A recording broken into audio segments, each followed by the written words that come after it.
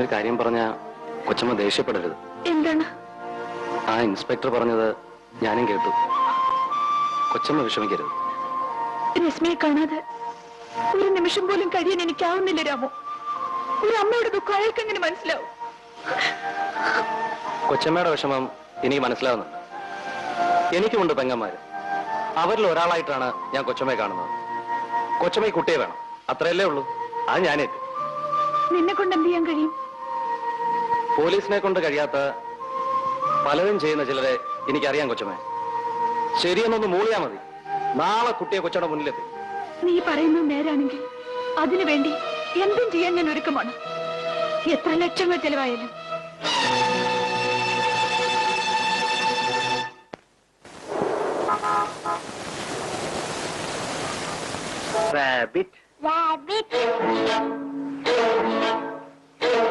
ഇനി മോർക്ക് എന്താ വേണ്ടത്? അതാണെടുക്കൂ.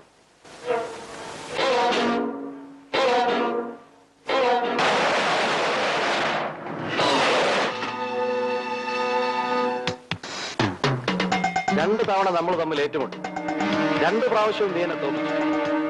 തവണ ഞാനും കരുതി തന്നെയാ വന്നിരിക്കുന്നത്. ഇതിന് വേണ്ട പണം തന്ന ആരാണെന്നറിയോ? വേറെ ആരുമല്ല, ഈ കൊച്ചിന്റെ അമ്മ, നിന്റെ പഴയ ഭാര്യ. ഇന്ന് ഈ കൊച്ചിനെയും കൊണ്ടേ ഞാൻ പോകും.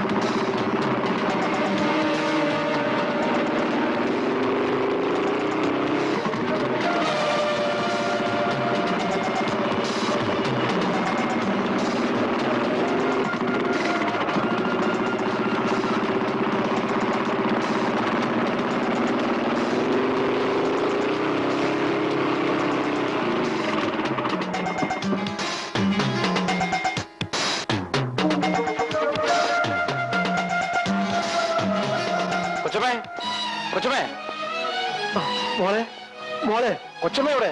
പുറത്തു പോയിട്ട് വന്നിട്ടില്ല. മോക്ക് എന്ത് പറ്റി? പേടിക്കാനൊന്നുമില്ല. നീ കൊച്ചമ്മക്ക് ഫോൺ ചെയ്യൂ, ഞാൻ കുഞ്ഞിനെ മോൾ കൊണ്ടേ കിടത്തിയിട്ട് വരാം.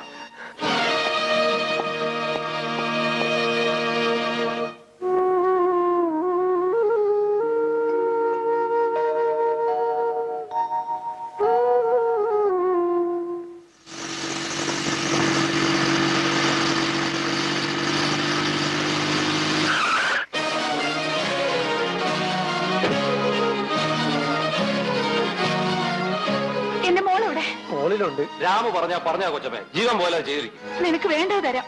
ആദ്യം എന്റെ കുഞ്ഞിനെ ഒന്ന് കാണട്ടെ. മോളെ,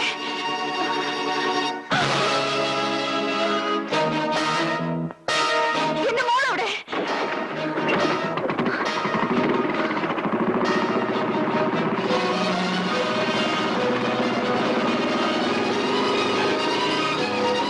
നീ പറഞ്ഞതാണല്ലേ? നീ പോലെ നീ അത് ചെയ്തിരിക്കും. ഇത്തവണ തോറ്റു, ഞാൻ സമ്മതിക്കുന്നു. പക്ഷെ ഇനി ഞാൻ ഇറങ്ങുമ്പോൾ പലതും സംഭവിച്ചെന്ന് വരും. എന്ത് സംഭവിച്ചാലും എനിക്കൊന്നുമില്ല. എനിക്ക് വേണ്ടത് എന്റെ കുട്ടിയാണ്. ഈ ഒരു വാക്കിന് വേണ്ടി ഞാൻ കാത്തിരിക്കുകയായിരുന്നു. ഇനി ഞാൻ ഏറ്റു. ആരും എന്നെ തോൽപ്പിക്കരുത്. എനിക്ക് ജയിക്കണം.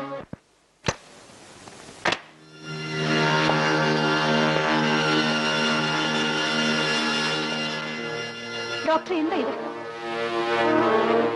പ്ലീസ് ഡോക്ടർ, ഞാൻ അത്ര കരിയല്ല. വേണ്ട ഡോക്ടർ, എന്നെ ഉപദ്രവിക്കരുത്. വേണ്ട. വേണ്ട ഡോക്ടർ,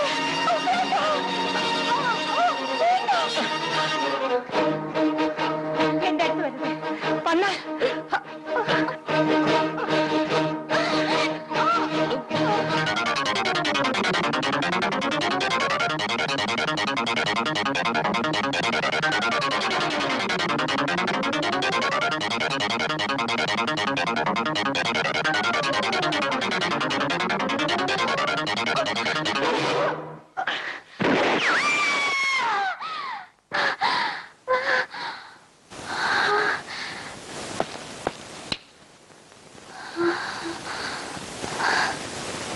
നമ്മൾ ഉദ്ദേശിച്ച ഫലം കിട്ടിയെന്ന് തോന്നുന്നു. വേഗം രോഗിയുടെ അടുത്തേക്കല്ലോ. Yes doctor.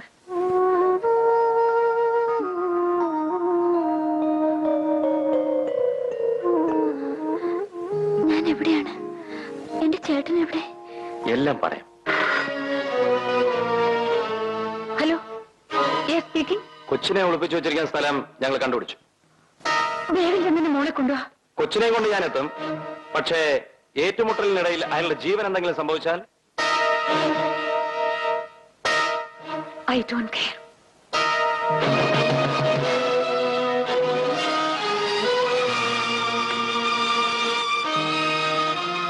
നീ എന്തിനാ ഇങ്ങോട്ട് വന്നു?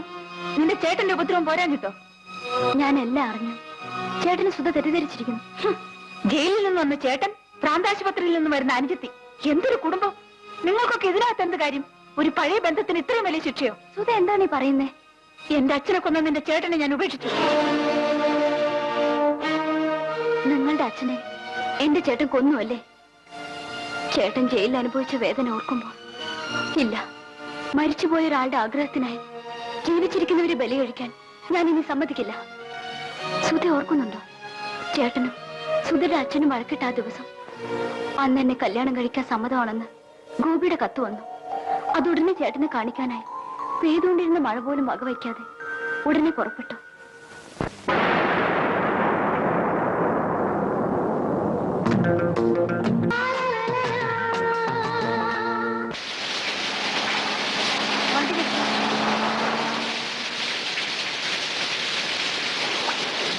ചേട്ടന്റെ വണ്ടിയാണല്ലോ. ഇതാ.